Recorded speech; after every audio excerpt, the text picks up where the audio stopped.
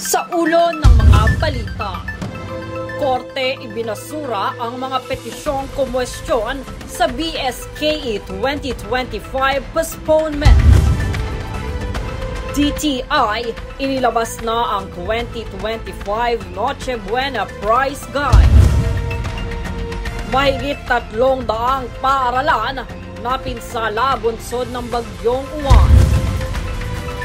Anti-Political Dynasty Bill isinusulong ng Akbayan Reform Bloc sa Kongreso.